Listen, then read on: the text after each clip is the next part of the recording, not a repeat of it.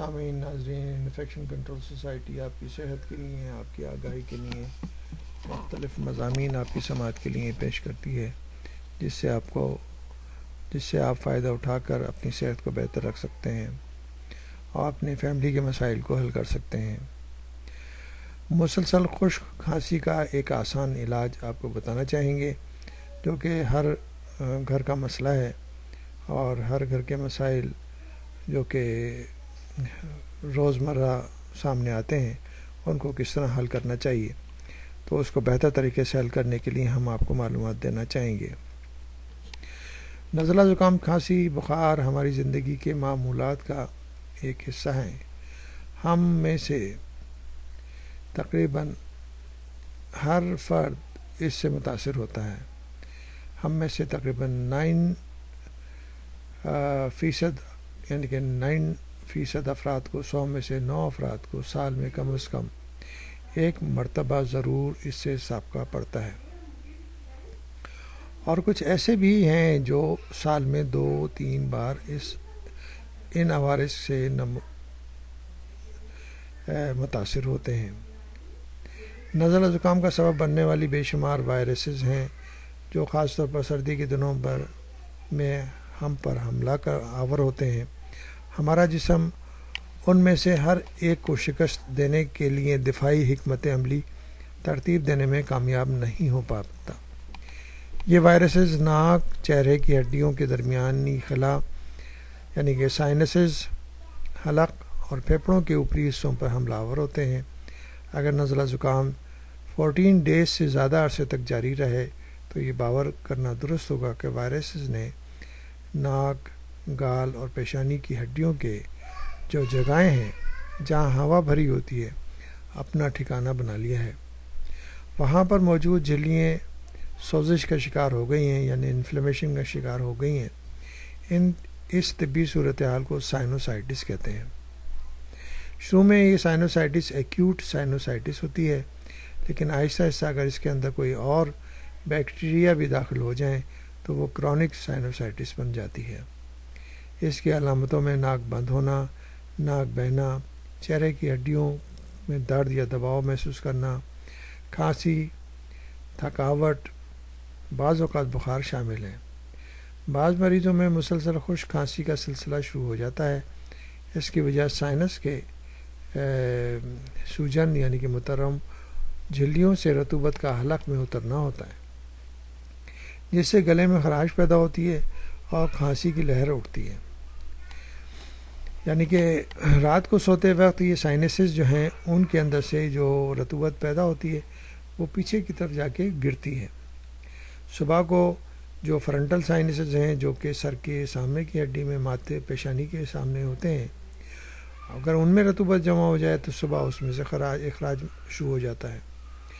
تو اس طرح یہ جو رطوبت ہے وہ ان سائنسز سے نکل کر بہنا شروع ہو جاتی ہے، رات کو گلے پہ گرتی ہے، صبح کو ناک کے ذریعے خارج ہوتی ہے۔ کھانسی 3 ہفتے سے زیادہ عرصے تک برقرار رہے یا کسی ایک صورت کی اور بیماری کی صورت ہو سکتی ہے جو خطرناک ہو، لہٰذا اس خدشے کو دور کرنے کے لیے مریض کو لازماً ڈاکٹر سے رجوع کرنا چاہیے۔ نزلہ زکام میں چہرے کی ہڈیوں کے جوف میں سوزش یعنی سائنوسائٹس کیوں ہوتی ہے؟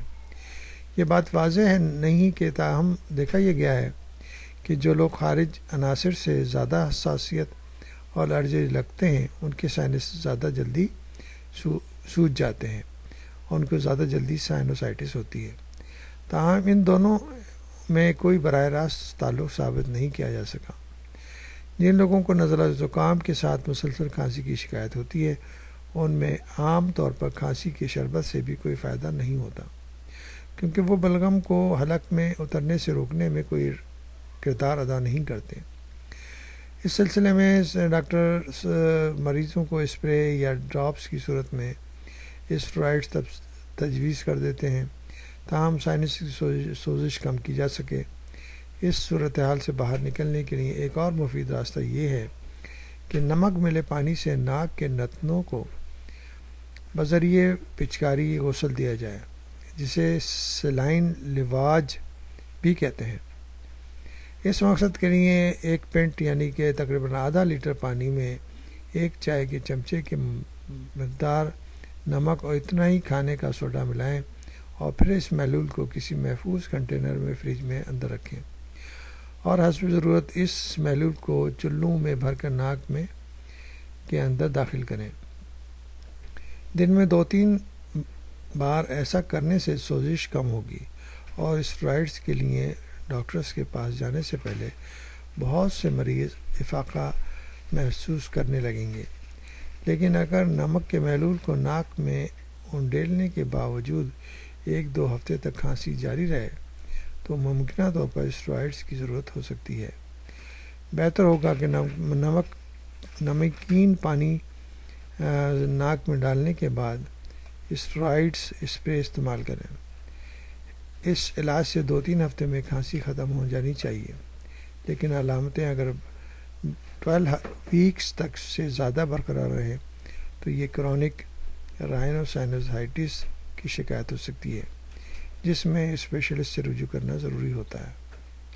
بہرحال یہ سب چیزیں جو ہیں، ان سب کی چیزوں کے لیے بہتر طریقہ یہی ہوتا ہے کہ اپنے آپ کو محفوظ رکھنے کے لیے اگر موسم سرما شروع ہو چکا ہے تو موسم سرما کے حساب سے کپڑے وغیرہ پہنیں، سر کو ڈھانپ کے رکھیں، اور اگر ٹھنڈی ہوائیں چل رہی ہوں تو ناک کو بھی ڈھانپ کے رکھیں، تو اس سے بہتر نتائج حاصل ہو سکتے ہیں، آپ کا جسم محفوظ رہ سکتا ہے، آپ ان مسائل سے محفوظ رہ سکتے ہیں۔